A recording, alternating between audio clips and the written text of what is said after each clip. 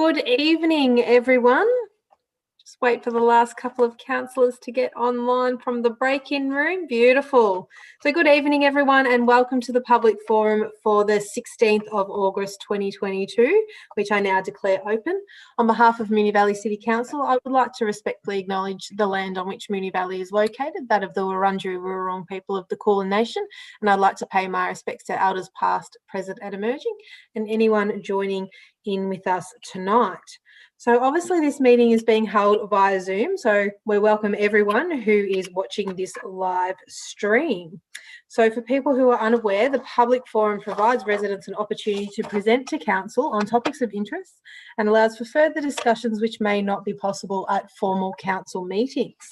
And tonight we've had 3 registrations representing 3 clubs on the same topic of Walter Street Reserve Pavilion redevelopment, and I believe you will be sharing a joint PowerPoint session, and we'll sort of be coordinating your speeches. Now, I do have on my list here that we've got Andrew speaking first. Great, we've got you. So fantastic. I might hand over to you then, Andrew. Thank you for joining us.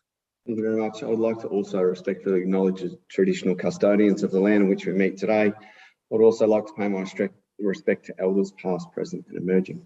Good evening, councillors and members of the general public. My name is Andrew Olga, or Albie, as I'm known at the Ascot Vale Masters Football Club. I'm a principal of a high school and have a good understanding of creating and maintaining a child-safe environment and facilities utilised within a community. Tonight, we come to the council looking to modernise an inclusive sporting community hub for Moonee Valley. The current facilities at the Walter Street Reserve are extremely outdated and not suitable for the current crossover of varying ages and genders. The change rooms facilities are shared by boys, girls and adults throughout the day. This doesn't create and maintain a child-safe environment for all patrons. The current female toilets located at the rear of portables and in poor condition, and a concern for parents maintaining a safe environment for our female parents and children. We would also like to point out that there are no toilets for the facilities that cater for any gender-neutral members of our community. The kitchen facilities are unusable for the members accessing the club rooms. As a long-standing member and now a committee member of the Ascot Vale Masters Football Club, I turned up to the club not knowing anyone. I found that the club was super inclusive and made me feel welcome within the club. I've been here for at least 8 years. The Masters Club gives our playing members ranging from 35 years old to 65 years old to network within the community. If you have come down to our last game on Sunday, you would have seen a great example of a community feel within a football game. The juniors came back after winning 3 premierships and watched the over 35s play their final game of the season. It was an amazing feeling to play with the majority of the juniors watching the game. There were some fathers out there playing. It was extremely special for one coach of the juniors who was actually playing. It was a great opportunity for them to be role models for the children. I'm actually going to hand over now to Katie Mears from the Flemington Cricket Club. Thank you. Thank you for that, Andrew, and thanks to all the councillors and the mayor present for the opportunity to speak to you tonight. From my perspective, I'm currently a general committee member with the Flemington Cricket Club. I was the women's captain for 4 years and also the chairperson of selectors, but I work shift work now, so it's a bit hard to do all those things and get some sleep. I've been with Flemington now, I think it's my 5th season coming up. I actually moved to Melbourne then, and 5 years ago, the first thing I did was lob down and try to find somewhere to play cricket, the other childhood habit. That was the first year, our inaugural women's side.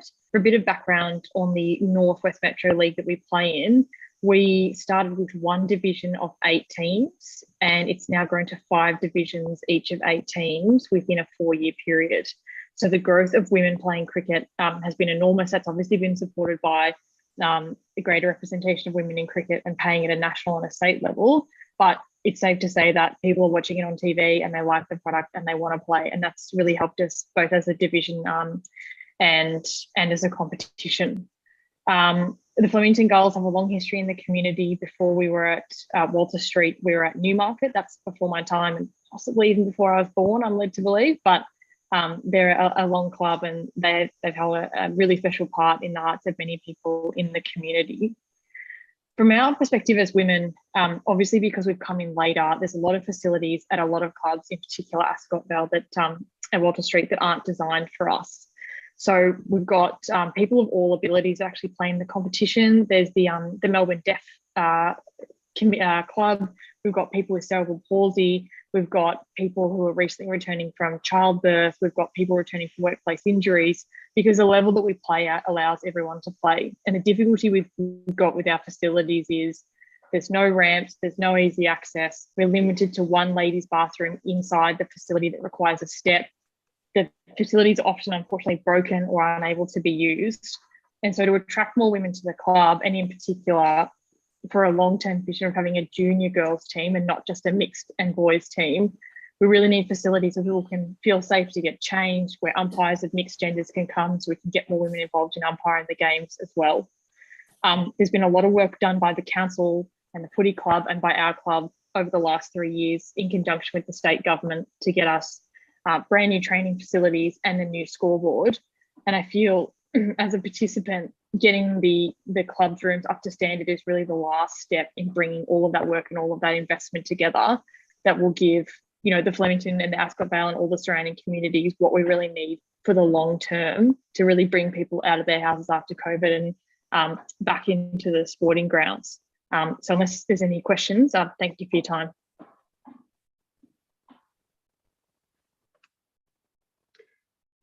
Thanks, Katie. This is Callan. I'm the Vice President of the Ascot Vale Panthers Junior Football Club. Just to give everyone an introduction, we've had football played here for many years, with the club going back over 100 years, but the juniors part of the club was re-established in 2007. It's one of the fastest growing clubs in the league history, and that came about through a huge amount of focus on grassroots football. So tri-football events, an Auskick program, a dedicated girls Auskick program is what has sort of stemmed this football club and really got the community growing rapidly. So we're now one of the biggest football clubs in the Essendon District Football League, and we've got probably one of the biggest, or if not the biggest, Auskick program. And most importantly, what we're seeing is the investment we make into the girls. Our club sits at about 41% female participation. We've got more girls in our Auskick program than most football clubs actually have in their Auskick program of total boys and girls. So we're really invested in there. And that stems from our leadership. Our president, Aileen, our treasurer, our secretary of the club are all female. 70% of the committee are female. And it's a really big focus to make sure we've got what we consider to be a community club. Part of the big strengths that we've got is we really focus on community events, carnivals on the Oval, free movie nights for the locals. Our club's 100% volunteers, and we have a strict no alcohol policy at the club. So it is a very different culture for some other sporting clubs, where we don't serve alcohol during training nights, any junior games or junior interaction. And we don't actually have a liquor license for the junior club. We only have event permits when we're running a special event. So in summary of I guess what you've heard from three of the clubs, the current usage at Walter Street Reserve is 150 male and female players in the Flemington Cricket Club. There's over 400 boys and girls registered and playing football at the Ascot Vale Juniors. There's another 95 men over 35, all the way up to 60 years old, playing in the Ascot Vale Men's Masters. And then on Saturday, St Bernard's Football Club use the ground and not typically play 2 games there. So all in all, there's over 700 current participants using the single oval. And winter usage, we're sitting at about 550 local participants, and then plus, of course, the opposition teams, all of the supporters. Any weekend we'd see over 1,000 people using the facilities. Obviously, having 3 female toilets, no ability to cook food in a kitchen, no external canteen, scorer's box, and a club room designed for 60 people is unfortunately just not adequate for the amount of usage that we've got at the Oval. With the junior club growing, we're still seeing that is just going to worsen in the coming years. So our proposed solution is to seek support from the council tonight and to continue further conversations. We've done a fair bit of research and working with the Sport and Rec, Moonee Valley Sport and Rec team. What we would recommend is that we consider looking at prefabricated designs, which are designed specific for AFL and cricket sports clubs like ours. They meet all of the requirements of the Cricket Australia and the AFL and Sports and Rec Victoria guidelines. They would provide appropriate female facilities. They would provide facilities for men and youths to play at the same time. And they would also provide a hub for the community that's modern and in line with the area. We also see that it could provide a much better multi-purpose facility for the community. And we'd love to see a community group or a daytime tenant using that facility as either a business hub or a social hub or a networking hub. We actually think there's great opportunity for a dual purpose facility. We've already started talking with obviously various state members, and especially the current Labor member, state Labor member Danny Pearson, and the federal Labor member Bill Shorten. We've connected with the AFL and sought the requirements of the SIF grant, and then Sports and Recreation Victoria, there's a special grant there for shovel-ready facilities, which a prefabricated solution can provide. And obviously, all three of the clubs are heavily invested, and we'd love to raise a significant amount of funds towards the project. So I guess the ask for councillors for the three clubs is we'd love to just keep a conversation going as to how we can continue to work with everyone's budgets, timing.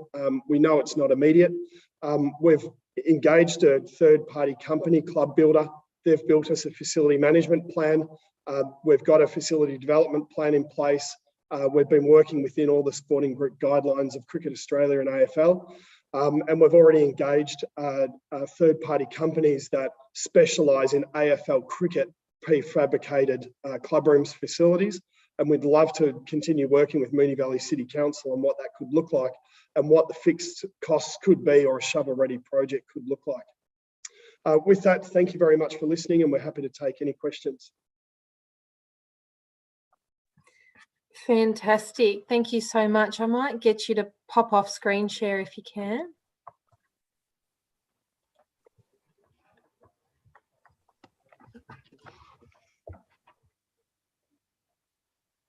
Sorry.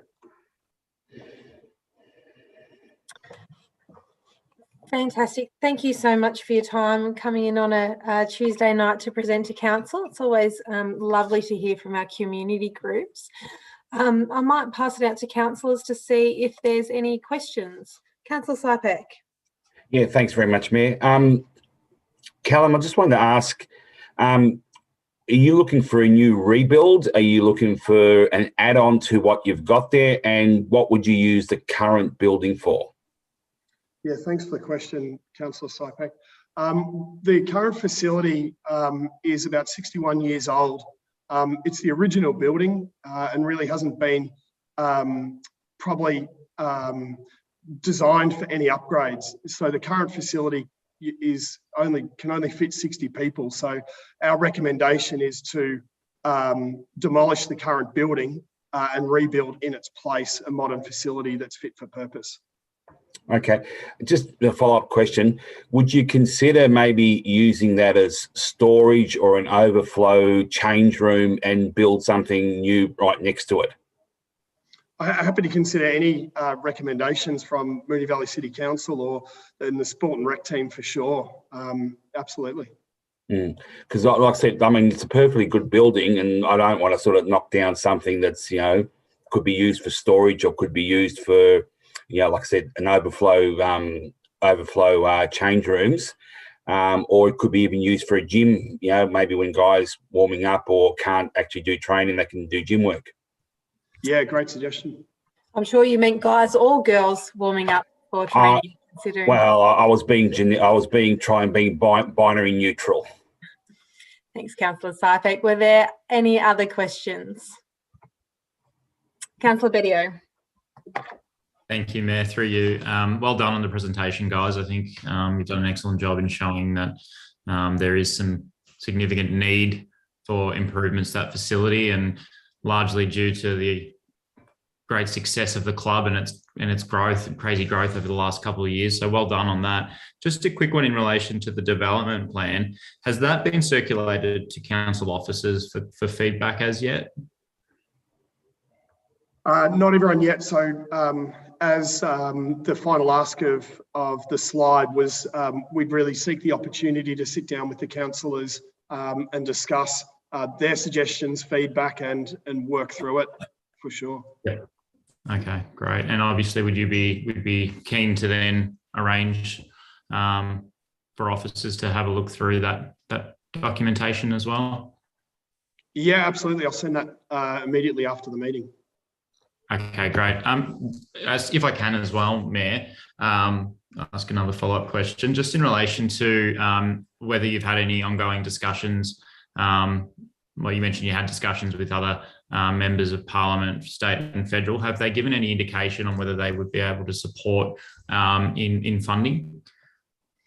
I wouldn't want to speak for them, but in meeting the state member, Danny Pearson, his comments were referring to our facilities as dire, and that he would be doing everything he can to support the facility. Right. No, that's good to know. Thanks, Cal. Great. Thank you so much, Councillor Bedio, and thanks for the responses. Did we have any other questions? Councillor Tyson. Thanks, Mayor. And just a quick one. Thanks for the presentation, Callan, Albie and Caitlin. And it really great. Appreciate when clubs speak with one voice as well. Just on that, I noticed there were 4 clubs in the mix. I think maybe the St. Bernard's team isn't here tonight. Are they supportive of your proposal? Thanks for the question, Councillor Tyson. Yes, for sure. They have multiple ovals and some pretty amazing facilities already. So really, they use our ground as a third oval, if that makes sense. So they're a part-time tenant and they're very happy to help, but they also have probably needs that they would want to, have on their own facilities and ground as well. Yeah, thanks for that. Thank you, Councillor Tyson. Any further questions? No. Well, we might wrap it up there. Thank you very much for coming in and presenting. Obviously, I think you said that you'll shoot some things through. We're all in a meeting for the rest of tonight, so don't rush. No need to rush. If you can't get it through until, tomorrow, don't stress. Or whenever it becomes available. That's lovely. And of course, if councillors have any questions, I'm sure your details are on there, and we can make sure that we can continue the conversation. Thank you very much, councillors, for your time. Thanks very much. Thank you. So it's 6:25, and I will now call a close to the public forum. Thank you, everyone, for joining in.